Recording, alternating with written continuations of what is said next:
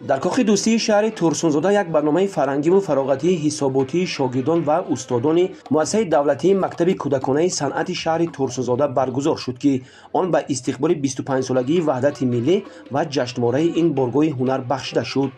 дар чорабини муовини вазири фарҳанги ҷумҳурияи тоҷикистон шарифзода манучер, муовини раиси шаҳри турсунзода бобоҷонзода фахрия, як қатор устодони фарҳанг ва волидайни хонандагони мактаби санъат ширкат варзида, зимни суханрониҳо қайд гардид, ки тӯли фаъолият мактаби кӯдаконаи санъати шаҳр дар тарбияи насли фарҳангдӯст, тарғибу ташвиқи фарҳангу мусиқӣ ва тарбияи маънавию зебопарастии сокинони шаҳр саҳми муассир гузоштааст. ҳамчунин иштирокчиён аз намоиши ҳунари рассомони мактаб дидан намуда, ба фаъолияти устодону корҳои эҷодии шогирдон баҳои баланд доданд. зимни баргузории консерт аз ҷониби шогирдон ва устодони муассиса асарҳои бастакорони классику муосири тоҷик ва бастакорони хориҷӣ, навозишу суруд ва рақсҳо ба саҳна гузошта шуд. дар чорабинӣ ба собиқадорон, устодон ва шогирдони фаъол ифтихорномаву сипосномаҳои вазорати фарҳанги ҷумҳурии тоҷикистон ва мақомоти иҷроии ҳокимияти давлатии шаҳри турсунзода спорида шуд.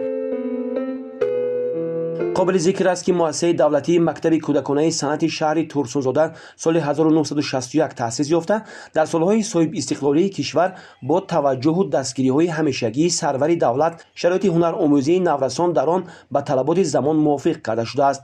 роҳбари муассиса иброз медорад, ки назар ба солҳои гузашта имсол кӯдакону наврасон зиёдтар ба аз худкунии касб фаро гирифта шуданд. мо омӯзгорон кӯшиш ба харҷ медиҳем, ки тамоми нозукиҳои фарҳангу санъати миллӣ, аввалин дараҷа ва баъдан санъату миллӣ, касби тамоми ҷаҳону классикони дунёро ба хонандагон омӯзем ва ба арсаи байналмилалӣ ватани худро муаррифӣ кунанд. муассиса аз 15 синфхонаи муҷаҳҳаз бо лавозимотҳои хониш аз ҷумла рассомӣ, фортепиано, рубобҳои гуногун, дутор, карнай, доира, овозхонии эстрадию шашмақом, хореографӣ, толори хурди консертӣ, китобхона ва 3 утоқи маъмурият иборат мебошад. дар мактаби кӯдаконаи санъати шаҳри турсунзода барои омӯзиши нозукиҳои гуногуни санъат ба 220 ҳунаромӯз, 25 нафар омӯзгори ботаҷриба ба фаъолият ҷалб гардидааст. масъулони муассиса ҷиҳати тарбияи насли навраз дар рӯҳияи ватандӯстӣ ва арҷгузорӣ ба фарҳанги пурғановату оламшумули миллӣ кӯшишу ғайрат менамоянд.